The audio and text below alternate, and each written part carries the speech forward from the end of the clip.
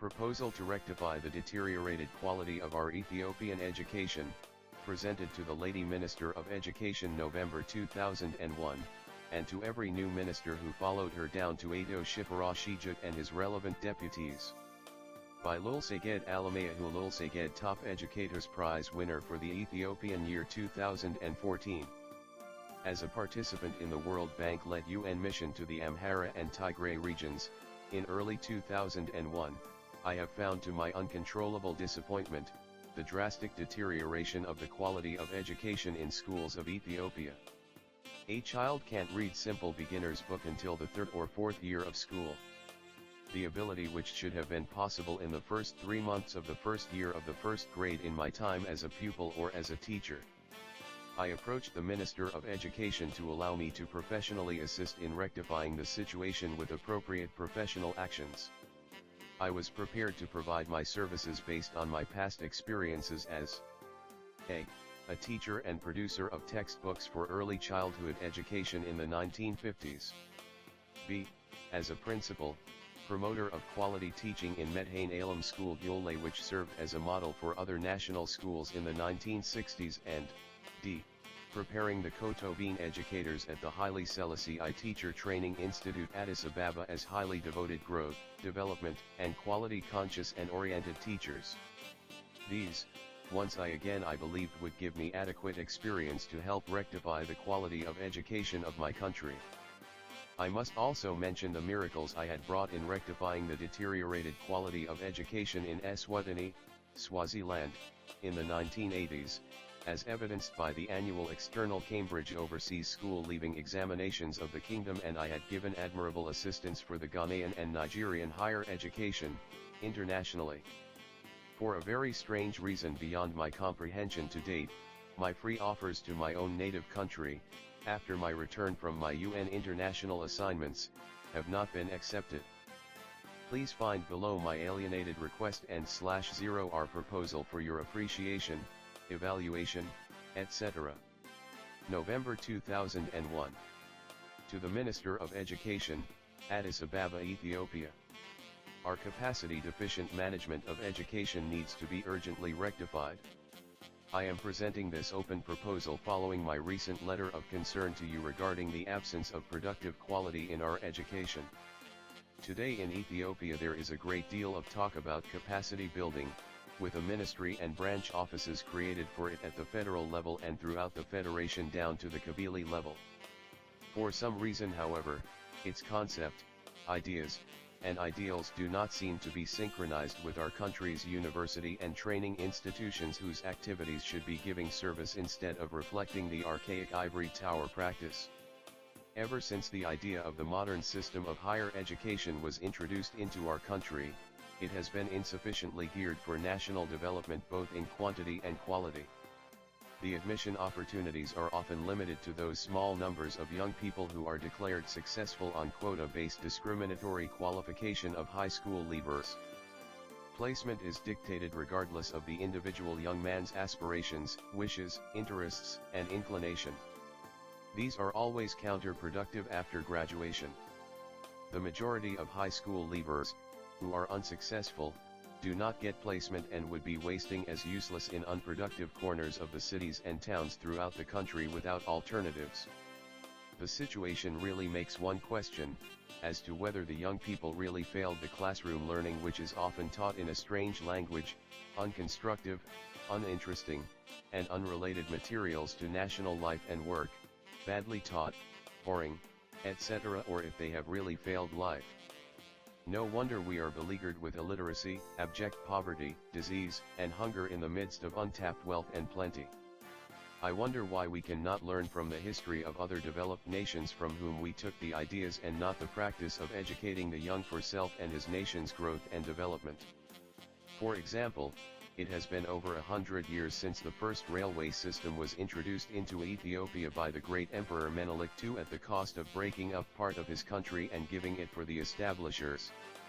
The small crude train of narrow gauge which snails from Djibouti to Addis Ababa is still the same, while in Europe, from where the idea first came, trains run up to more than 300 km/h, crisscrossing the cities and the countries on broad gauge lines over land, underground at subterranean levels and under the sea. Could not our so-called failure young people create the web of railway lines throughout our country like the American westward movement did in the 1880s? Most of those were not even elementary school graduate. What is wrong with us? The main concern I have at this juncture is, however, the capacity building of institutional executive leaders who make a difference in the life of the child and youth and indeed the future of the nation. After this area had been neglected for a very long time, it is just now beginning to pick up. However, is it being done qualitatively, adequately, and appropriately? A master's degree level of professional preparation is appropriate, but is this too luxurious when we consider the future of the nation in terms of a child and youth who should grow up to actively participate and constructively contribute to the growth and development of his nation and his people? The prelude for this proposal, the letter to the Minister of Education on Hadar 1994, June 18, 2001. I presented a letter to the Ethiopian Minister of Education concerning the alarm I had about the situation of the status of education of our country in the Amhara and Tigray regions. This was based mainly on my findings working as a participant in my capacity as an independent consultant in February that year in the midterm review of Education Sector Development Project Evaluation Mission. I brought to Her Excellency's attention some of my observations regarding the quality of our educational system, which I believed was continually declining. As a result, I suggested means to help arrest the situation. However, it received a deaf ear. Further approaching the Vice Minister did not do any better. The main ideas were that despite the rapid quantitative growth of our education today, its management has been archaic, uncomplimentary, and degenerating.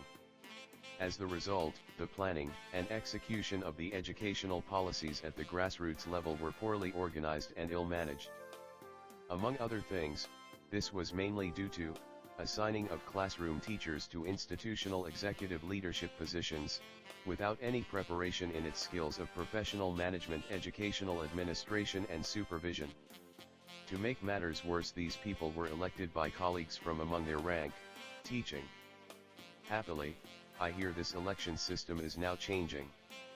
During that review exercise, in one of the large region, the Amhara, where my team visited, we were fortunate to find all the education officers of the regional, zonal, and WordUs, assembled for education sector review meeting at FIRDAR. We were allowed to meet them, and one of the questions I asked them was, when can children read simple sentences? The question was based on the complaint parents have, which was, bluntly put, the schools are making their children ignorant. My question was promptly answered that it was in the 3rd grade. In the good old days, in my time of teaching, for sure, children were able to read in the 2nd or 3rd month of the 1st grade, not the 3rd grade after 3 years. My green friend, the textbook I wrote in 1957, under point 4 education, after much research and experimentation, and which was widely published and used throughout the country for almost 2 decades, was precisely to serve this purpose, to teach children to begin reading in the 2nd or the 3rd month after reception into the 1st grade.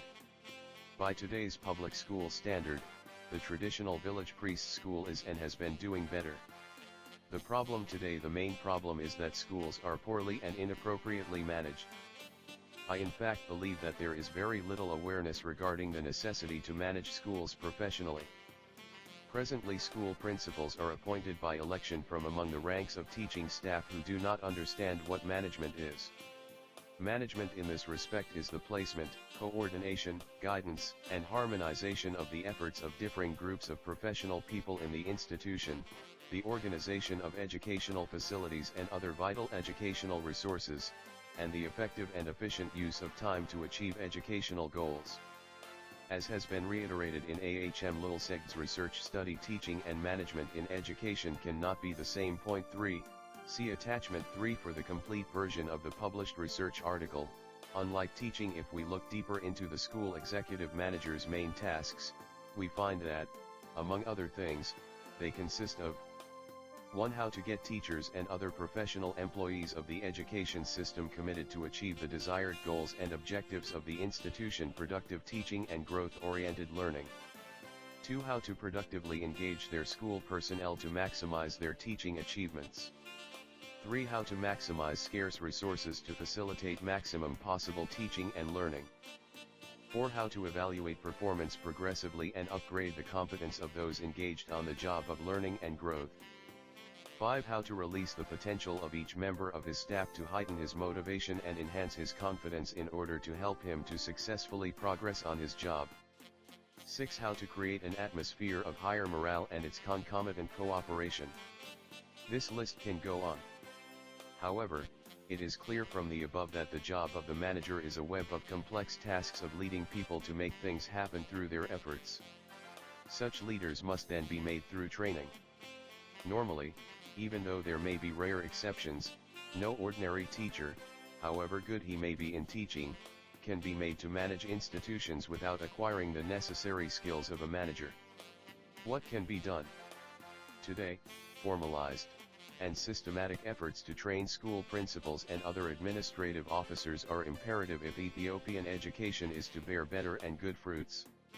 Our government and people are spending a large proportion of the public fund on schooling and to improve its quality and to realize knowledge that is the most powerful engine of production to enable us to subdue nature and satisfy our wants.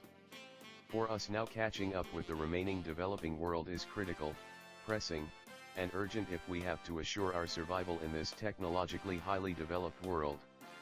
It is a shame to have a continuously hungry population when that same population has been richly blessed with fertile soil that is complemented by abundant overground and underground water and available technology to harness and use it. All he needs is sound education that leads to scientific and technological know-how. There must be a way of repeating what the U.S. Point 4 education did in the 1960s, uplifting the quality of services in Ethiopia. Point 4 was fully and genuinely involved in every field of development and had big offices attached to almost every ministry, and independently where there were no ministry. Alamaya University was the child of Point 4. In education they were involved in all the activities of planning. The first 10 years plan was done then, curriculum development, textbooks production, publishing, and distribution, etc. Even schools had school magazines then which reached every child throughout the country. They were involved in the summer teacher upgrading and refresher courses. In all their activities, counterpart training to eventually replace them was important, and scores of us were sent to United States annually, first for 2-year training, then for an additional 2 years for a degree in the field of service we had been engaged in. To single out the subject in question, administration and supervision of instruction, to improve the teaching and learning, Martha Sorensen, a member of the Point 4, did miracles at the Haile Selassie University, the present Addis Ababa University, specially preparing elementary school principals and supervisors. Their all-round management preparation gave them professional administrative skills and supervisory competence, which included demonstrated dedication and commitment to the profession, as well as internal and personal motivation for the work they did, uplifting quality education. In Addis Ababa, for example, administrators and supervisors like Ado Panosi Tekel Selassie, Ado Mabreta Shigra, Ado Getachew Yaiju, were among the many who may be cited for their monumental services in this area. Whatever happened in between school administration and supervision by people prepared for it died out and was replaced by elected classroom teachers from among the teaching staff who has no exposure to the necessary skills and did not know what to do to improve the classroom learning.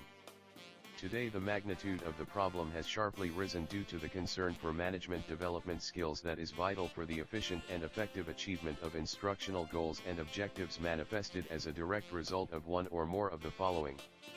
1. The increasing complexity in the operation of modern schools, greatly expanded educational opportunities, the diversification of the curriculum to make education of the child and youth relevant, specialization and professionalization of the teachers for better instructional delivery, the introduction of computers and other modern electronic gadgets in schools, etc. 2. The rising expectations placed upon institutions by government, parents, and the society, to prepare children and youths who can intelligently participate in and productively contribute to the economy of their country. 3. The rising cost of operating modern institutions, coupled with the growing demand for cost effectiveness and accountability for the achievement of objectives. or the growing assumption that good executive managers can be made through training in what could be considered as a successful practice in management. 5. The increasing demand that those who are managing institutions must be professionally competent. The way forward. Providing a well-conceptualized program of management development that will have a fuller, durable, and effective value, geared toward preparing a career professional practicing educational administrators and supervisor is imperative. We must realize that people make things happen, but they must be armed with confidence that can only come with knowledge and skill. The College of Education for its part should begin to accept all those who come for education and training with a minimum qualification if at all screening is needed for admission without making it difficult for applicants. Particularly teachers who have been serving for several years and who have a good inclination for management should in fact be encouraged to upgrade themselves by being admitted for a higher degree if they so wish and can afford it. Once accepted, the choice of the package they follow out of the college catalog should be clearly planned at the beginning so that they know what they cover, when they begin and when they finish. The knowledge of the program itself is a motivator. Administrative/supervisory practitioners in education for the professional MS.C or M.Ed degree should be given an in-depth practical preparation rather than being constrained with theories and a writing of a thesis or dissertation. Instead, they should be given, that is, if necessary, a comprehensive examination over the courses they have taken, or b. assignment of practicum for on-the-job assessment, or c. writing theses, as there are those academicians who would always like to write. All the same, their qualification at the end of their program should be measured by the kind of sharpness they have developed to solve practical problems of education and the schools, and not by the theses they write that some are not worth the paper they are produced on. For a full-time student, a master's degree program should not take more than the normal semester-weighted 30 credit hours, and which should not normally go beyond 1 year, summer included or not. To qualify for graduation, a student should count the number of required credit hours he completes in the shortest possible time rather than the number of months or years he stays in the college. It is unfair and indeed a punishment to compel extension and/or part-time students to make them stay double the amount of time it takes a regular student to complete a degree or a diploma. Let us cut out the idea of a professional student. With flexible scheduling, adequate electives, lengthening the evening hours, an extension student may be able to finish his certification objectives when he completes the number of credit hours instead of the doubled time. Let us remember that life in general and career life, working life, in particular is short, and students do want to see the fruits of their diplomas and degrees in their prime life on the jobs they do, in the earnings they make, and in any creative or independent ventures they want to engage in sooner than later in life. Principals and supervisors who are already holding their first degree have been attending the college in summers, and I was told that it will take them 3 summers for a diploma. These people should have been admitted for the master's degree in the first place, which could be completed in the same 3 summers fixed for diploma. The summer could be weighed in semester credit hours equivalency, as 18 regular semester weeks divided by 12 summer weeks will give us 1.5 weightage, which means 1 semester credit hour becomes 1.5 summer semester equivalent credit hours. Thus, a person attending 3 summers registering for a minimum of 10 credit hours will have completed his requirements for a master's degree. Thus, I do not understand where a diploma comes in. I understand that there are floods of applicants at every entry point, but only a handful are picked upon whatever criteria. Why should it be like this? Why curb the aspirations of people? Why not accept all, or if that creates a problem, then all those who can satisfy the most minimum admission criteria? The idea of present-day postgraduate education and training was born, cultivated, and refined by American educators like David Starr Jordan, who brought the idea from Bohemian education in the mid-1850s. Why then don't we follow the way the Americans educate their people? Quite several of us were educated in America and we know how it works. Let us look briefly how their affluence and greatness generated and grew in the United States. What brought the American affluence and all-round greatness? In a nutshell, among many other things, It is their belief in education and their push to making every one of their children to be all they are capable of being through education. It is not because they are a different breed of human beings. It isn't because they are superhuman. It is the moral act of the U.S. Congress, 1862, which provided grants of land to states to finance the establishment of colleges specializing in agriculture and the mechanic arts. Those colleges are today the gigantic multi-college state universities in each state, which help man to subdue nature through science and technology, as well as revolutionizing the agro-mechanical production and agro-industrial processing of food by the insignificant few for the significant masses. It is the opportunities the GI Bills created for the American young people returning from the World War II and the Korean War which helped the masses of the GIs to get university education. Whatever their background, they were allowed admission into all kinds of institutions of higher learning. Receiving the masses of these young people in this manner they did, the universities were forced to set up temporary accommodations and classrooms, expanding their program offerings.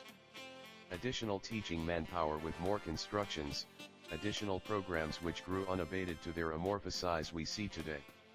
M. Stanley wrote about the impact of the young people of GI Bill as follows: the mid-century GI Bills were the largest direct scholarship program for higher education in American history. The combination of the Korean War and World War II GI Bills probably increased total post-secondary attainment among all men born between 1921 and 1933 by about 15 to 20%, with smaller effects for surrounding cohorts. Thus, the results of the GI Bill's scholarship contributed to the American dreams of affluence, fame, greatness, and wealth, with greater surge into the scientific and technological supremacy. It is the belief that if the individual wanted to attend college he could do so without any hindrance. For example, the Californian state education system provides for any young person who is 18 and above, if he/she wishes to attend college, he/she could do it irrespective of his/her finishing high school. If he/she completes the 2-year junior college of associate degree successfully, he/she could transfer to the senior college for a further 2 years for the bachelor's degree unhampered. The remaining is an open highway. Today, to reach all the people wherever they may be, and to make sure that every aspiring individual will get his education and training to his heart's content, old, traditional institutions of learning as well as new, fresh and young universities across the land have opened fresh opportunities for everyone and are knocking at every door for online degrees. It is designed for working adults as well as any who have an interest in studying. One such example is the Tennessee Board of Regents Campus Collaborative Regents Online Degree Programs. The following is their advertisement. Working together to meet statewide education and workforce needs. The Tennessee Board of Regents technology centers, community colleges, and universities have joined in a collaborative, strategic planning effort to offer the Regents Online Degree Programs, RODP, and the Regents Online Continuing Education and Workforce Development, ROS.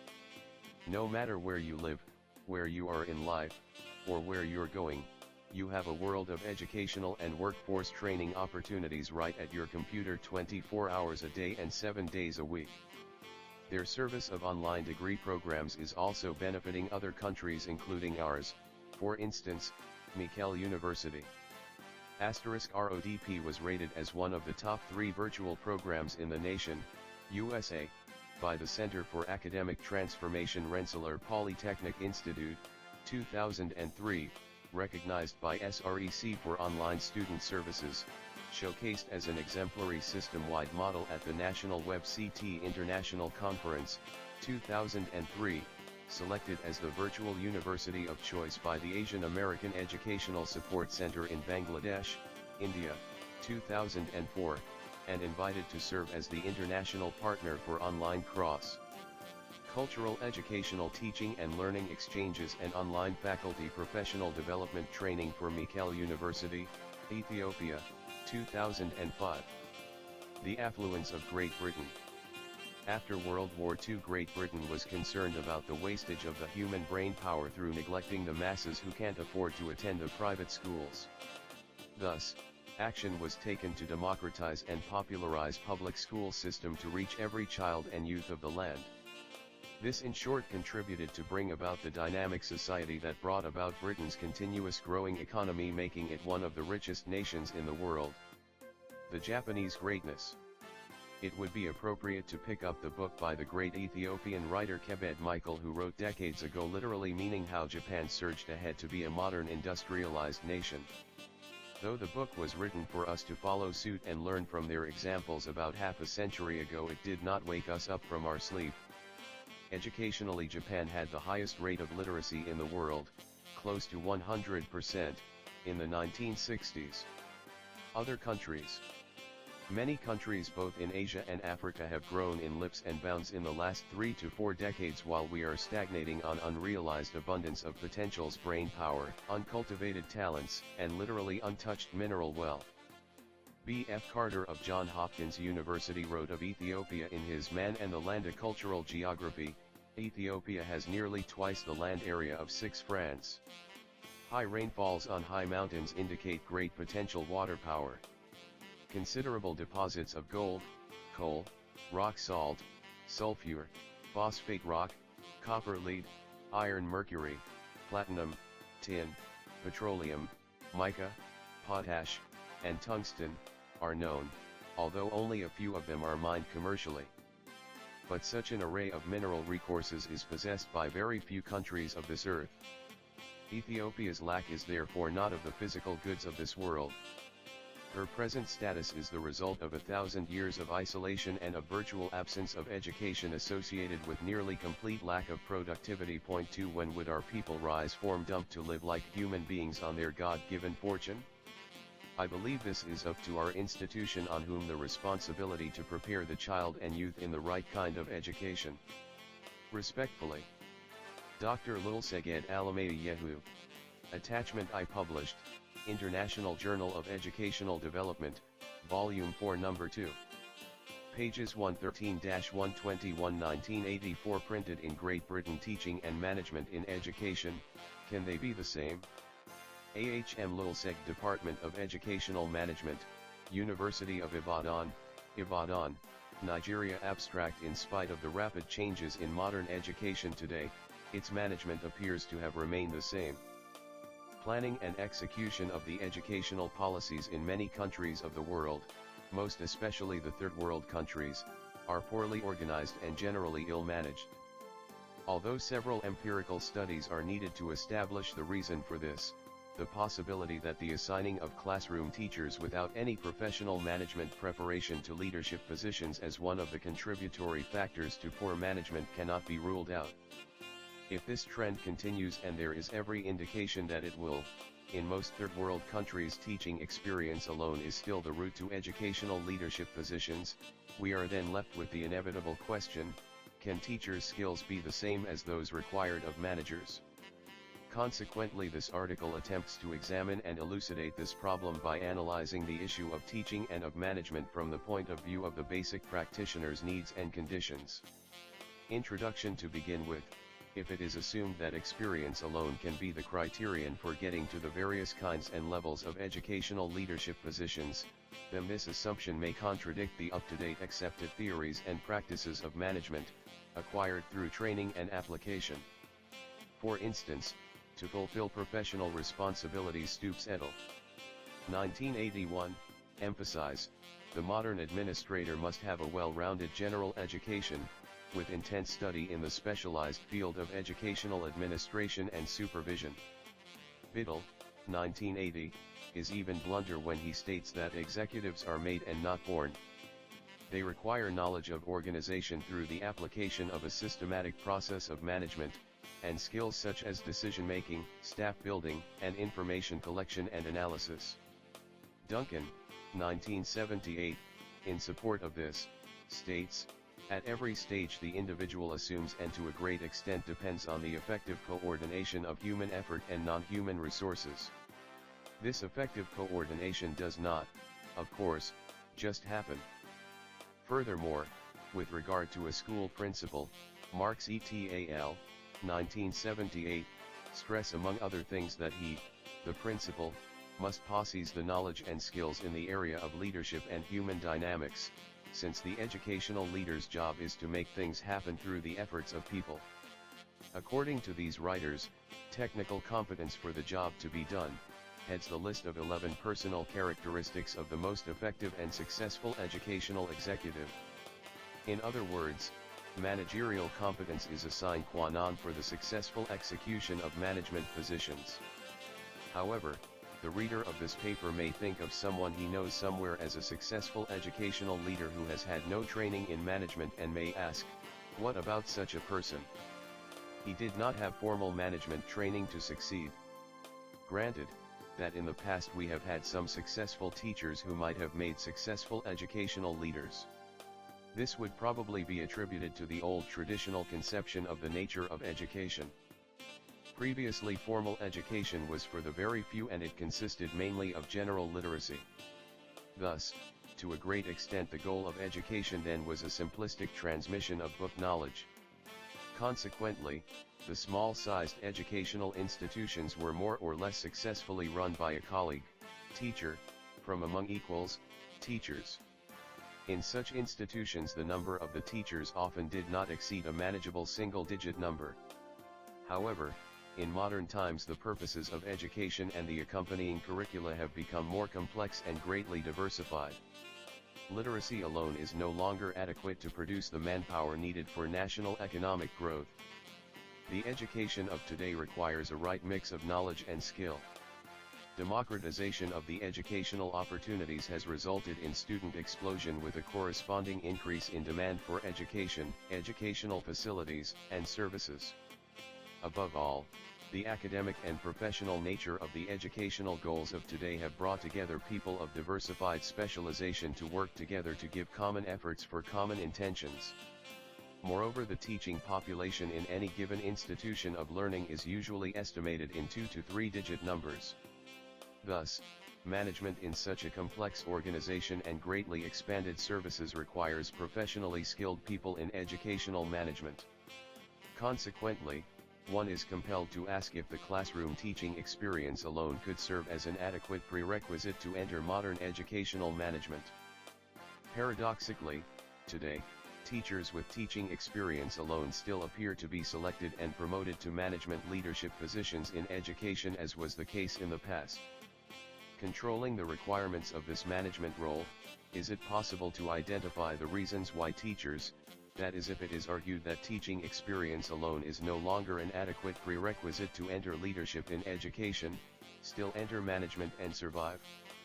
Could answer be, A, that we cannot readily distinguish the good, the relevant, and the positive achievement from the mediocre in the realm of education? Or, B, that we have no other reliable procedure for evaluating what good management in education is? Could the answer also be, that in whatever manner the instructional inputs are managed, the educational institutions trudge along and some kind of teaching and learning goes on, as Inbar, 1982, put it, the self-operated character of the school endows the formal school system with a high survival factor, even under conditions where other organizational systems would be unable to operate. Constraints in the demand for education. Previously, parents, especially in the third world countries, were complacent to see their children in school, if only they could secure this. They appeared never to question the authority of the school, or think of holding anybody there responsible for what might happen to their children because, among other things, one, education was, and still is to a great extent, a luxury and a privilege rather than a birthright of each individual child, and consequently parents seem to fear that their children will be sent out of school if they try to interfere. 2. The great majority of the parents themselves were not adequately educated to understand what is involved in their children's education, particularly in the modern educational system. Consequently, they appeared to fear that they would be exposing their ignorance if they questioned the school authorities. 3. The tradition of secular schools where the teacher was the unquestionable authority of the school and the community seemed still to linger, in spite of the dramatic changes brought by the knowledge explosion. Thus, teacher-managers seemed to get along and go on with the management responsibilities, without a great deal of challenge from parents for their success or failure in fulfilling their duties. Is this kind of acquiescence expected to go on much longer? The answer is definitely no. Already parents are becoming active in school affairs, and interested in their children's day-to-day education. For example, American parents everywhere seem to be becoming increasingly vocal about educational issues. The Gallup poll of 1970 in the United States of America reported that 67%, Gronland, 1974, of that country's adults believed that teachers and their administrators should be held accountable for the progress of their students. This trend is catching up very fast in other countries too.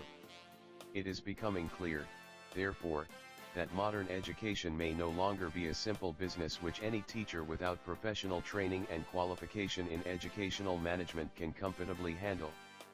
Expenditure and goals of education. It is interesting to note too, that expenditure for education in most countries seems not commonly measured against goal achievement in terms of behavioral changes in students. Auditors for educational expenditure appear to be interested in examining receipts and account books for proper credit and debit entry, without any due regard to the expenditure's relationship to the achievement of educational objectives. Could this then be one of the hidden reasons why the success or failure in achieving the desired educational goals is not revealed for teachers in management position? That is, of course, assuming teaching is not the same as management. We intend to argue the position that teaching and management cannot be the same. In spite of the advancement of the knowledge and practice of educational management, the search for a more effective and efficient management of the education input in the United States of America, for example, may illustrate the writer's contention that expenditure seems to be unrelated to desired educational goals. Wickline, 1975, quoted the exchange between the late Senator Robert F. Kennedy and Mr. Harold Howe, the Commissioner of Education, in 1966, and stated, "What have you accomplished with the $1 billion that you got for elementary and secondary education last year?" In reply, Commissioner Howe began listing the number of books that had been purchased, the amount of money that had been expended for teachers, the amount of money that had been used for the purchase of equipment and materials, and so on. When he finished, Senator Kennedy was quite impatient and asked, "What happened to the children? Do you mean that you spent $1 billion and you don't know whether they can read or not?" As a consequence of the above, new functions and new terms such as accountability in education, program auditing, program accounting, etc., were introduced into the vocabulary of educational management. In any event, these new functions demanded more effort of the educational management personnel to maximize the achievement of desired educational goals through effective and efficient coordination of the efforts of the individuals in the logic of choice in the application of scarce means to alternative ends. Glasser, 1970. What is teaching? According to Stone and Schneider, 1971, teaching is assisting children and youth in their effort to develop an open mind and adaptability in the matter of ends. In short, the cultivation of competence in young people to fashion their own lives well.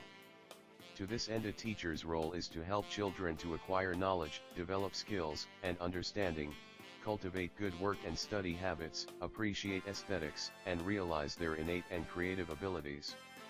Consequently, the teacher's dilemma in modern education is how to teach effectively to maximize the desired behavioral change in his students.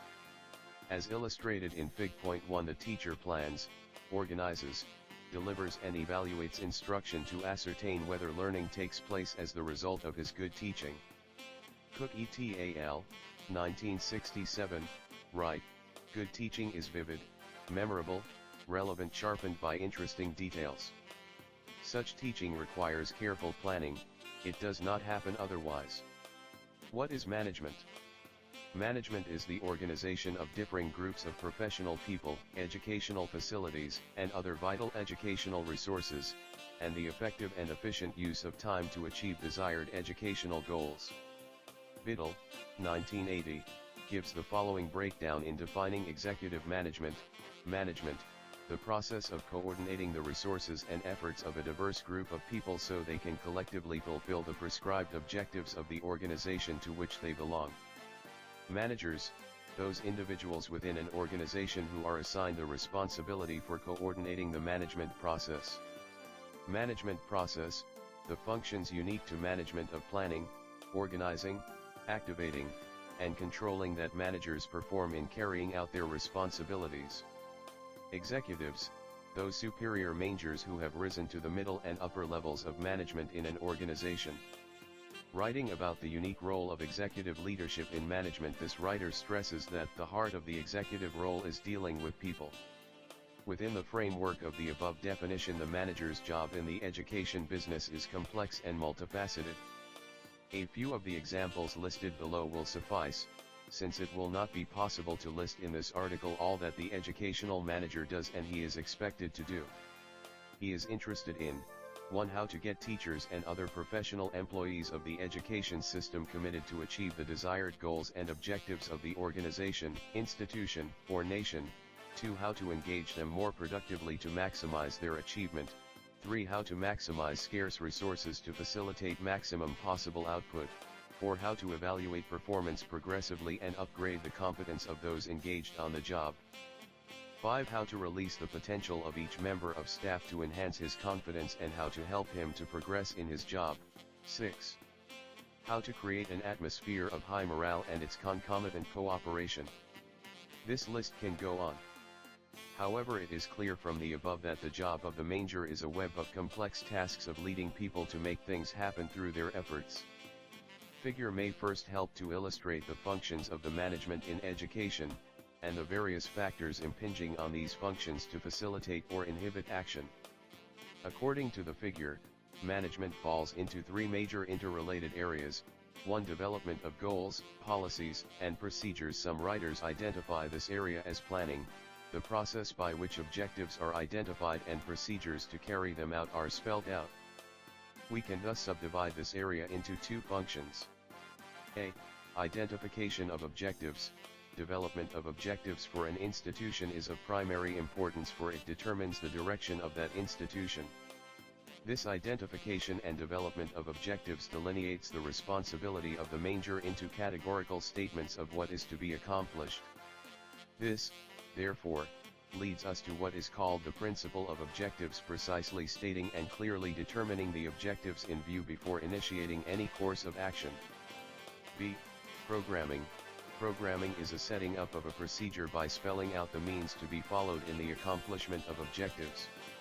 While objectives define what is to be accomplished, desired end, programming clearly sets the procedure to be followed, defining how that objective is going to be accomplished. 2. Conversion process or execution. Execution is the action area. It is the area in which the plan is translated to reach the desired ends through actual operation. Execution is divided into 5 functions: staffing, administration, coordination, supervision, and control. A. Staffing. Staffing is concerned with the identification, selection, and deployment of the right type of personnel, in the right positions at the right time for an execution of a program. Through the organizational process, it spells out the manpower necessary to accomplish each individual portion of the program and is frequently described in terms of man-hours, class periods, to accomplish the given part of the program. It is dependent on the type of training and preparation the personnel have to accomplish the program and hence the objectives. B. Administration. Administration is the process of facilitating the smooth installation of the programming. Identification of the instruction and its clarification, accounting procedures, statistics, and materials necessary for the personnel to accomplish the program. C. Coordination. Coordination in the main is the guidance, leadership, and harmonization of the efforts made by the personnel. It is administrative because it strives to make sure that materials and programs are brought together into the proper place and time so that the right personnel assigned to accomplish a goal may carry out their proper activities at the right time. Coordination is also informing interested personnel whose activities may be affected by carrying through of the program, as well as notifying those personnel whose cooperation and active support is sought. D. Supervision.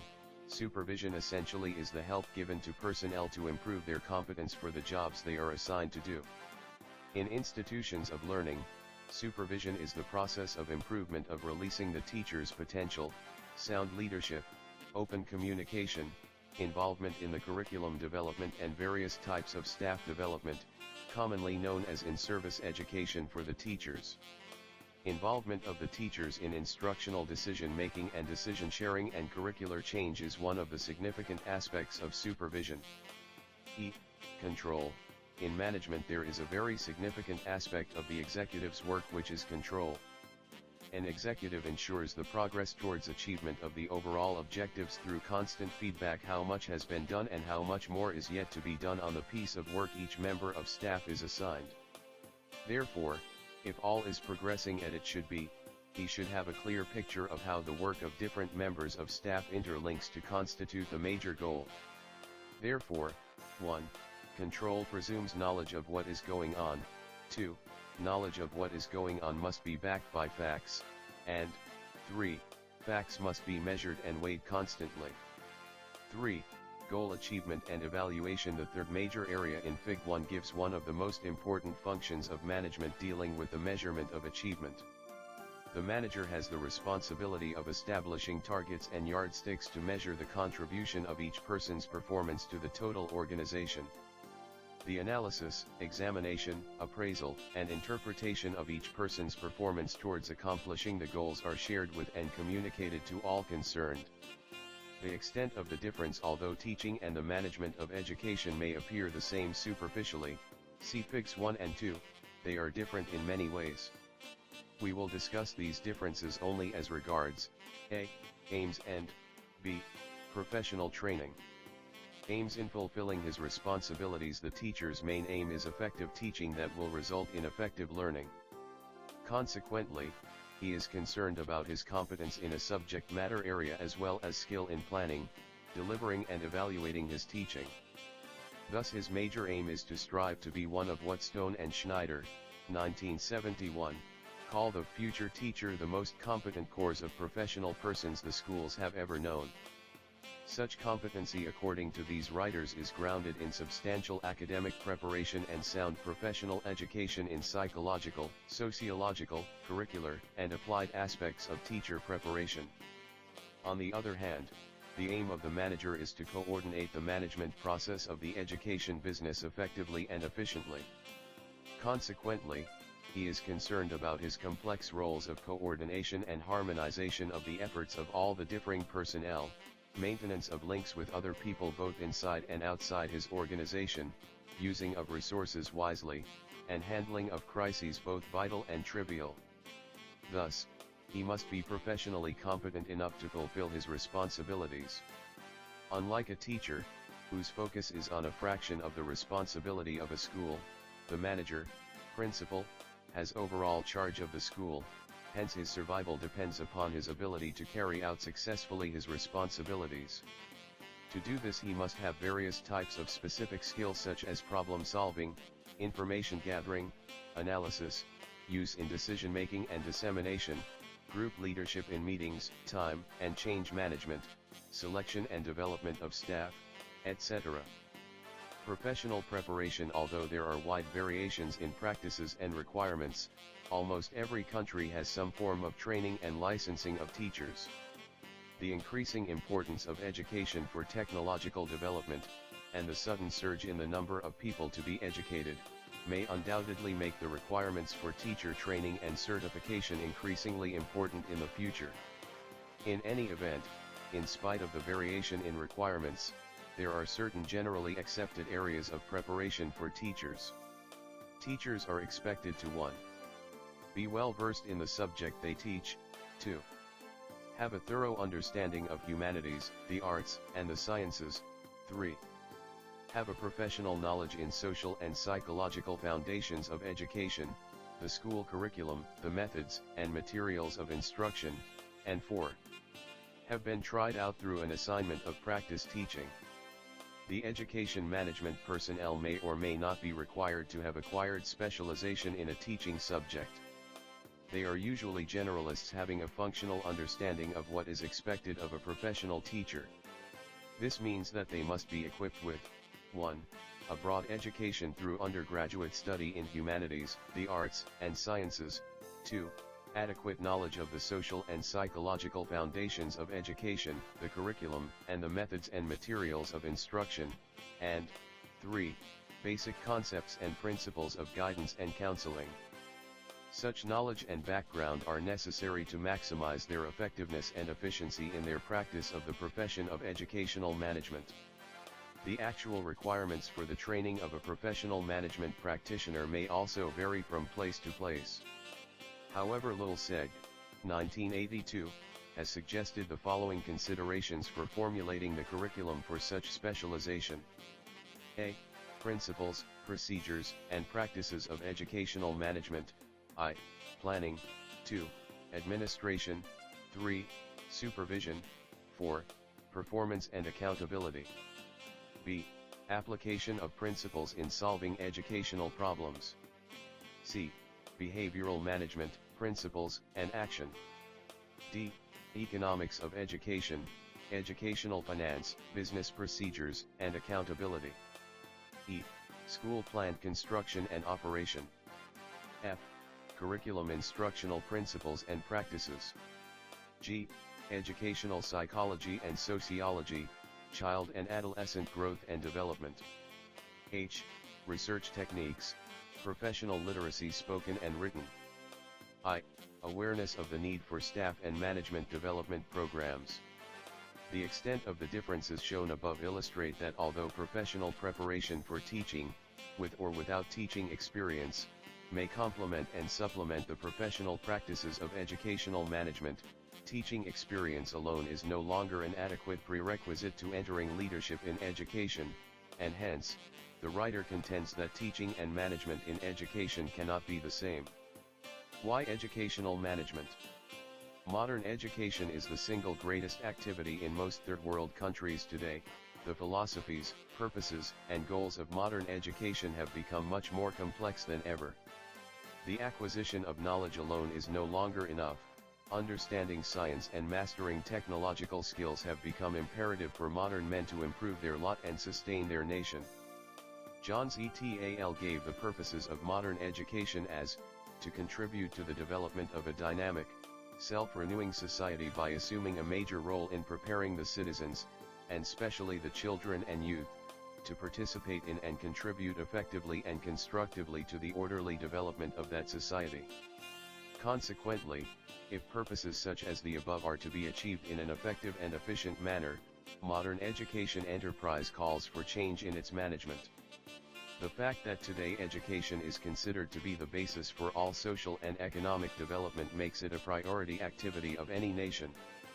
According to Voice of America, VOA, 1982, it was reported that beyond this role of economic productivity and overcoming poverty, furthermore, education develops reasons and curiosity, it builds the human mind and spirit. The importance of education, and the quality of education in particular, was stressed in the same report as, both the leaders and the masses of the developing countries have shown intuitive wisdom in their massive effect to extend schooling and extend its quality. Some of the changes which have resulted in educational management being considered as a branch of professional management are worth noting. External forces that have brought changes: A. Expanding population. B. Explosion of knowledge and scientific breakthroughs which are common everyday affairs. C. Technological developments which have changed our way of life and how we cope with these. D. Knowledge of research findings from the behavioral sciences and social sciences. E. Organizational theory and specialization of people. F. Public interest in education. Internal critical forces: A.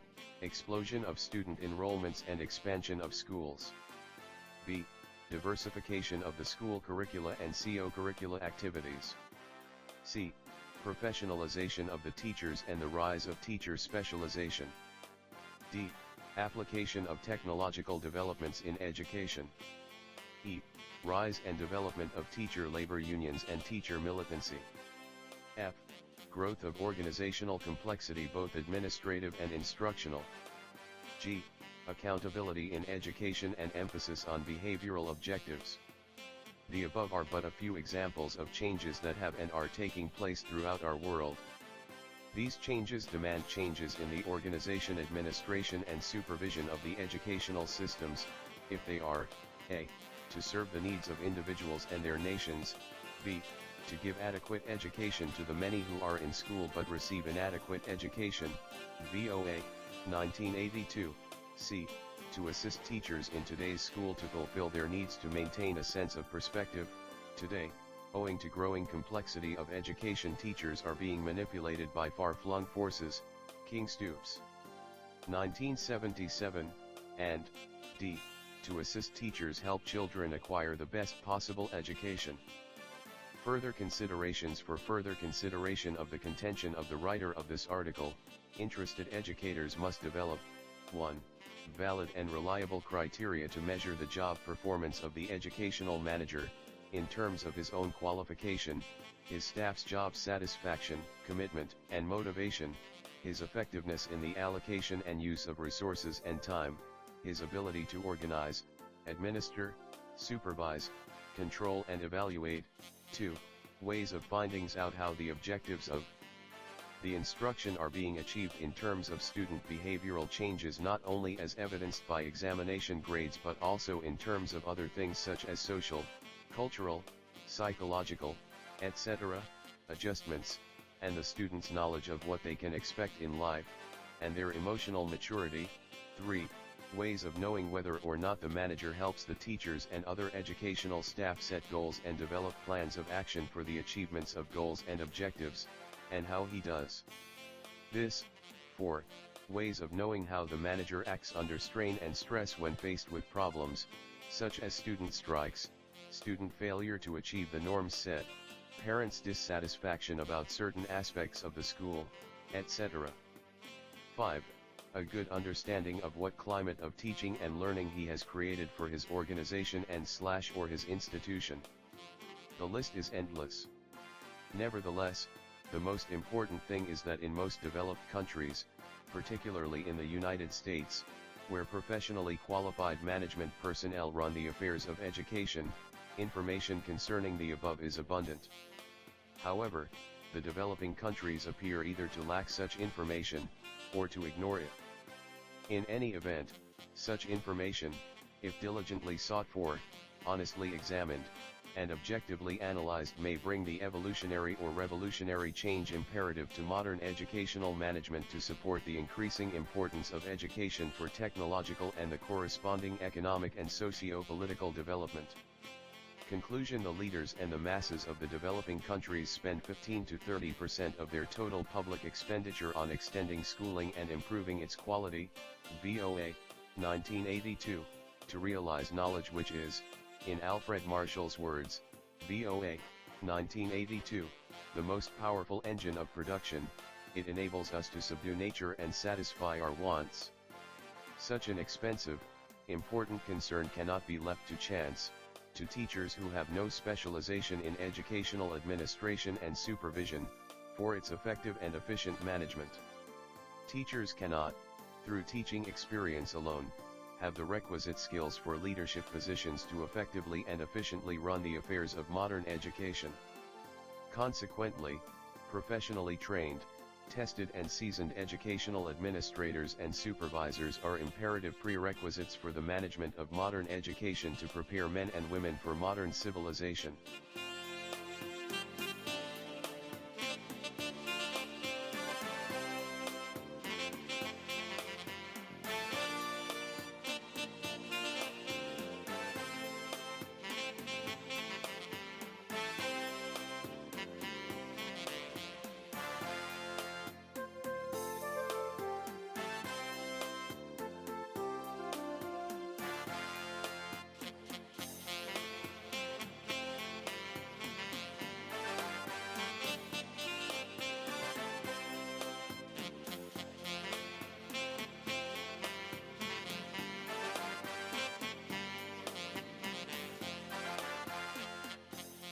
Attachment 2. Proposal to the Ministry of Education to begin higher level of teacher preparation to make Ethiopia self-sufficient with indigenous teaching manpower. Proposal to upgrade the present Haile Selassie I Teacher Training Institute to She Institute College of Teacher Education by Lulsegged Alamea Yeo Ed D. Principal Haile Selassie I Teacher Training Institute June 1970. A report on the current operation of the educational system in Ethiopia, the Green Book, a critical analysis of the issue in Education discussed the deterioration of salaries and stated, this must be regarded in most serious light since it will undoubtedly have an adverse effect on the recruitment of teachers from Britain in the future. What does this mean? How long is this dependence on an importation of foreign teachers going to last? It is surprising that one finds such a statements in such a critical report, when the same report states that there were 50,438 students in the secondary schools, a good number of whom are potential teaching manpower provided they all are allowed access to the higher institutions. Or to ask another question, what are the criteria which make foreign teachers so significantly important, in spite of the available potential at home that can be developed to do the job? Such a development would in fact be to Ethiopia's advantage economically, politically, culturally, and socially. If there are advantageous criteria in choosing the foreigners, cannot these criteria be identified and used to form the basis of the curriculum in training of the indigenous Ethiopians to staff our secondary schools? When is the request of the emperor to be fulfilled? We would ask that extraordinary emphasis be placed on the training of teachers for primary and secondary schools. The educational process cannot be a narrow column, it must be in the shape of pyramid and broadly based. To provide this broad base, large numbers of teachers are required, and we have a duty to provide Ethiopian teachers for these schools. Constructively planned education is the key to all progress, but elements that consciously or unconsciously undermine that education will result in regression. The author is not trying to minimize the significant contribution that foreign teachers have made to Ethiopia, particularly when modern education was in its infancy. Nevertheless, he is concerned about the present conditions of the students, resulting from lack of substantial influence from home, rising enrollments, minimal emphasis on Ethiopianization in education, and the great influence the school has, whatever the kind of education it gives. The time now is extremely critical, and Ethiopianization of the teachers, curriculum, and educational materials should take first place in all schemes for the immediate future. If a young tree is bent, it cannot be straightened after it is fully grown, stated the emperor to a conference of elementary school directors. So in order that children may not be similarly afflicted, it is necessary that schools should structure and cultivate the children by equipping them with knowledge, morals, and patriotism, he added. In a critical paper on the curriculum of Jimma Agricultural School, Dr. Clyde Kendall stated, the gap between the changing values of society and what the schools are teaching is termed cultural lag. In societies which have established a recognizable pattern of cultural transition and where the educational philosophies have been crystallized, competent educators have opportunities to keep the cultural lag at a minimum. Trained and qualified Ethiopians should comprise these competent teachers who, with a thorough knowledge of the educational philosophies which have been crystallized, can keep the cultural lag at a minimum. Dr. Aklaluhavt, speaking of the purpose of education, explained to Ethiopian administrators and educators, education cannot be founded in a vacuum. The purpose of education, including the elementary school stage, is closely linked with the general social and political philosophy of the nation. In America, for instance, education is based on America's concept of democracy, in Russia on communist doctrine, in our continent in Africa, in Ghana, West Africa, and in Kenya, socialism. In Ethiopia in older times, education was closely linked with religious-oriented social values until Italy invaded Ethiopia. This is merely to illustrate that the purpose of elementary education cannot be divorced from the consideration of our national, social, and political philosophy. It is such philosophy and purpose of education that make the training and qualifying of Ethiopians in as short a time as possible to staff all Ethiopian schools is imperative if the nation is to preserve her unique characteristics. The author does not imply that foreign teachers should be entirely displaced in Ethiopia. He believes in and he would like to recommend the staffing of higher institutions partially by foreigners. It is, in fact, advisable at this level. Because after the students have been strengthened in their national culture, customs, and traditions, as well as having grown in age and maturity, they would be able to discern and discriminate for themselves as they critically analyze their own values against those of the foreign ones at college level. Mindful of their personal purpose to pursue higher education, and conscious of the objective of the country to open opportunities for higher learning, the students will try to discriminate what is useful and workable in Ethiopia from the foreign culture and value in the course of their scientific and technological studies. Having already got a thorough understanding of their national philosophy at the elementary and secondary schools, these students would refrain from copying blindly that which has worked in America, England, or elsewhere as also necessarily adaptable to Ethiopia. Ethiopia can hope to develop her immense untapped wealth through her people only if she develops them in skills and knowledge. Skills and knowledge in scientific and technological studies may not be enough, if education does not include love for the country and the people, pride in its history and tradition, patriotism that has been our national characteristic for centuries. Therefore, higher education should be geared to save the nation by producing teachers equipped in the art of guiding the younger generation. Higher institutions in any nation should strive to meet the particular needs of that nation, instead of being planned according to higher institutions of other countries. Needs of different nations are not the same, and students should not be trained for the needs of another country.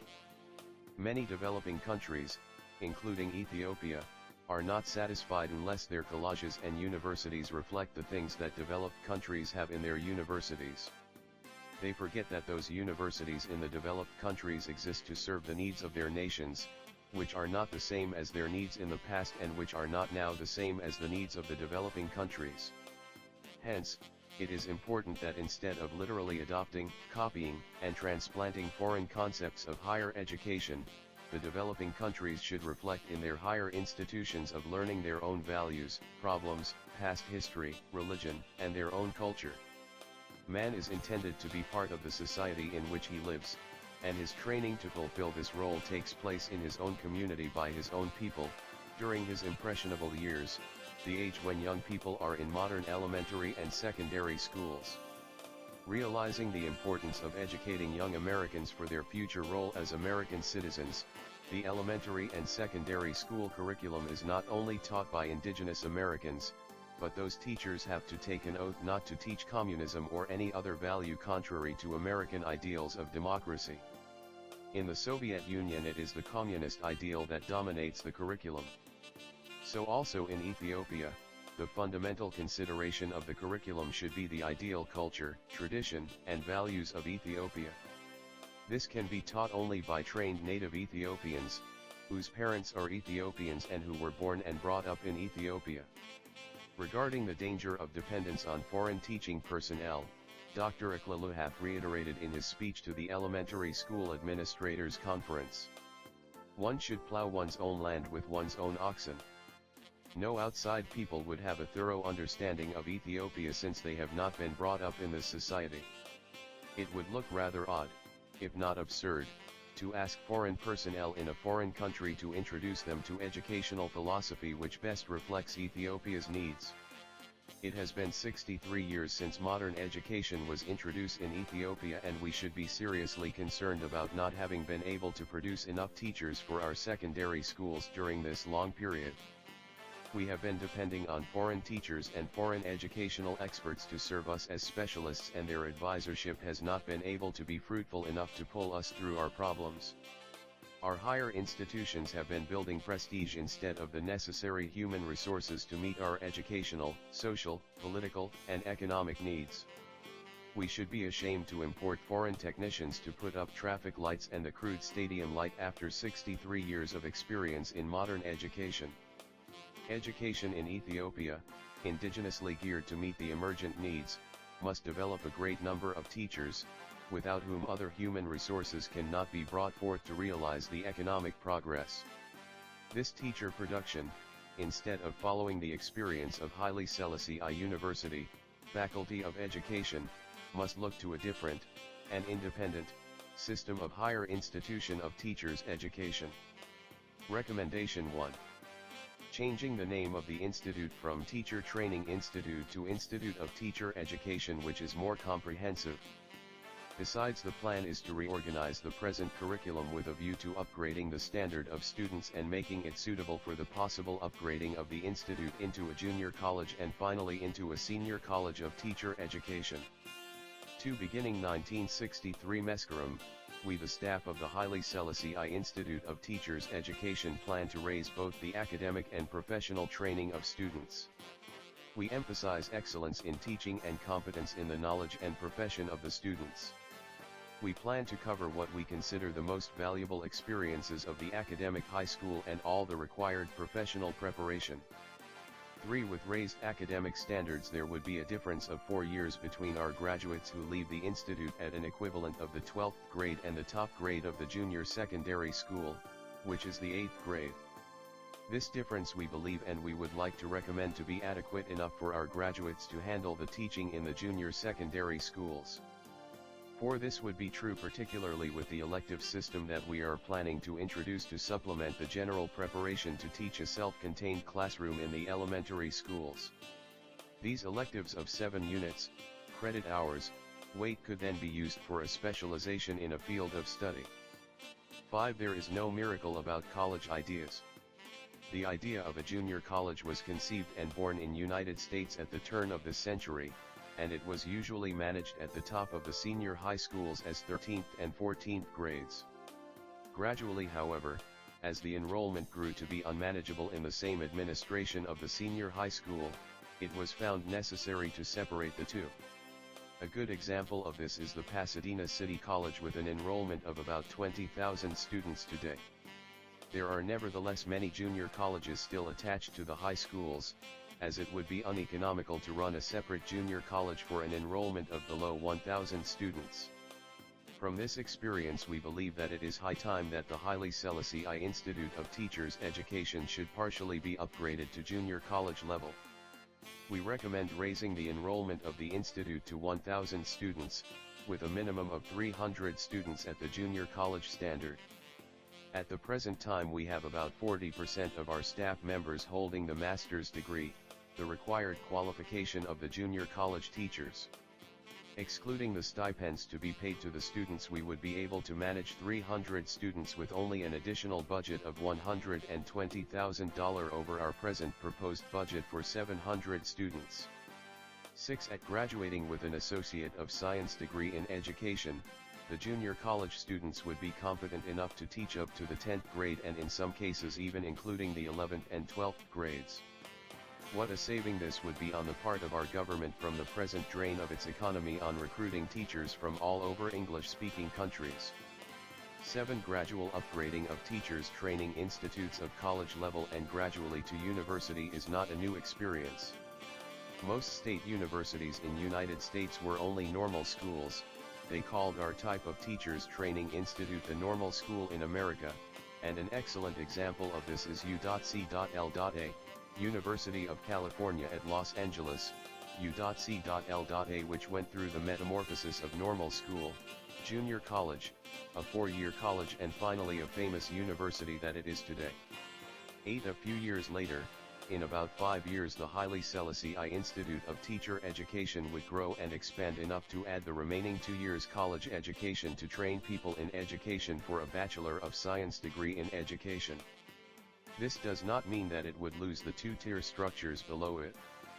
In fact, we at the Institute believe that a teacher would keep his profession and will remain in teaching with growth to look forward to as shown below. A first-level preparation, academic and professional preparation towards a diploma of senior high school level education. A student graduating at this level goes out to a school to teach in any Ethiopian elementary and junior secondary schools. After serving for the required number of years fulfilling his obligation, he could apply to re-enter the institute to study 2 or more years in the second-level preparation, the junior college. B. The junior college preparation level. A student re-entering for further study in academic and professional subjects is to be competent to teach grades 7 to 10 upon his graduation with an Associate of Science degree in education. C. Senior college preparation level.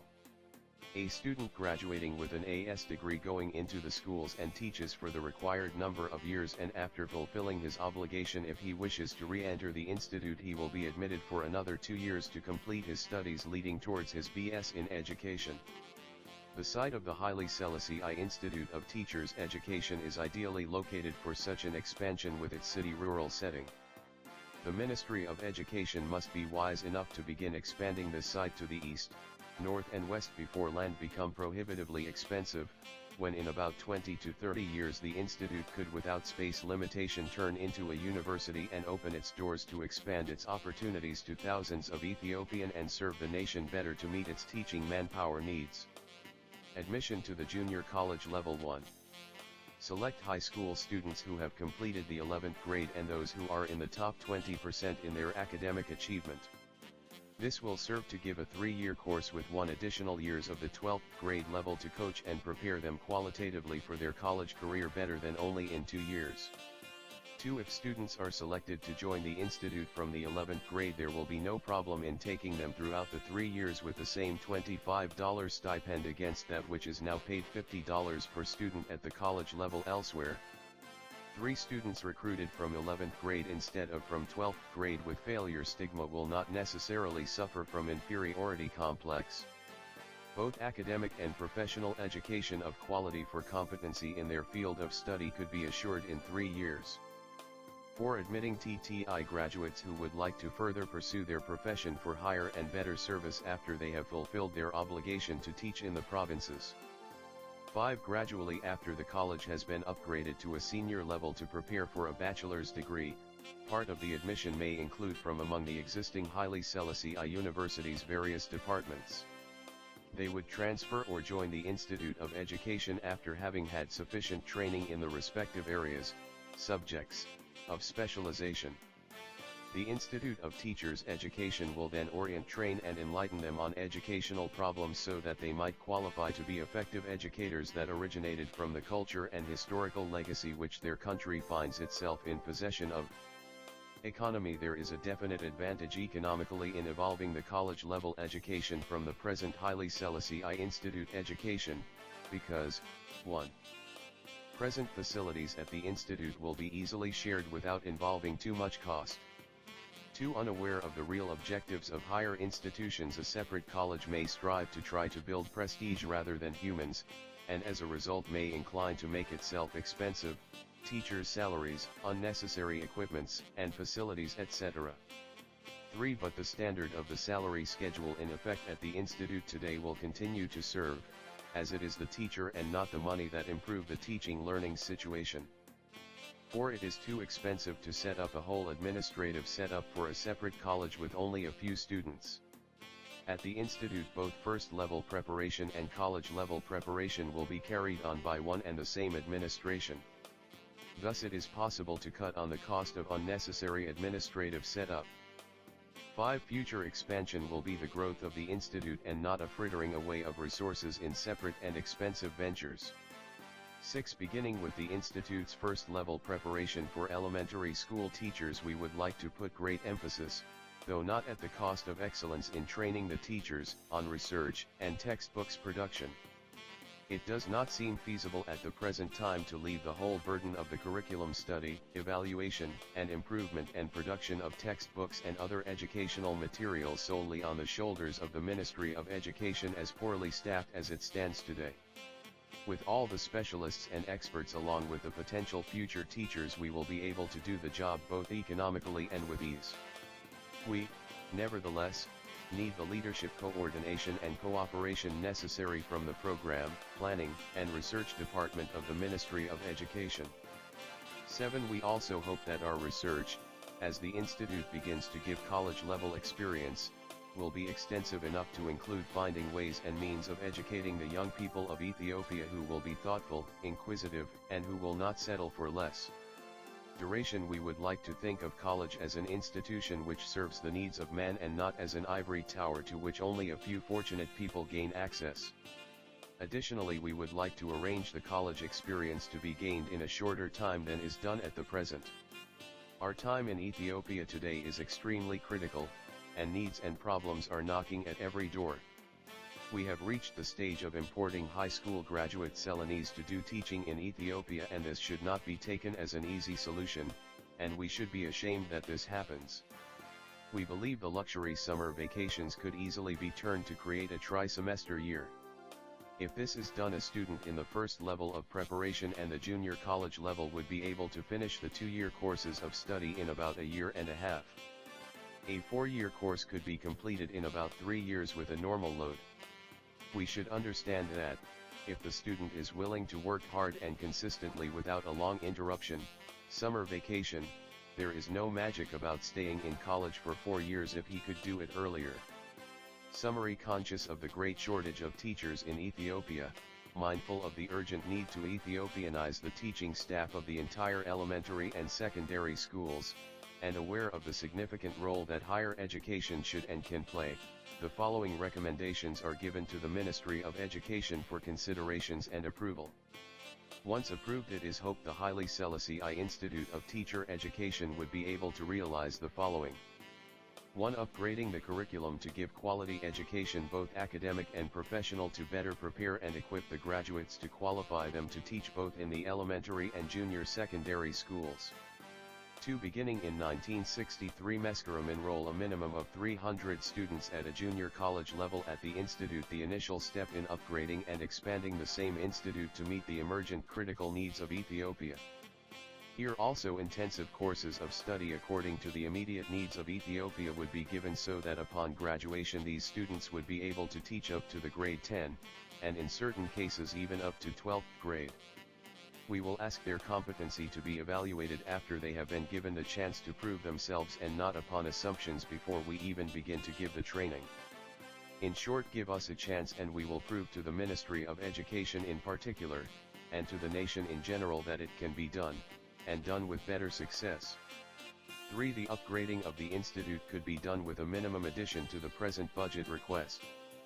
4. In the near future, after the institute has proved its service, training teachers who will graduate at 12th grade level, and at 2 years college level, and after its worth has been assessed and evaluated, further growth and expansion will follow. Another upgrading of its levels to include another 2 years of senior college level to give the bachelor's degree.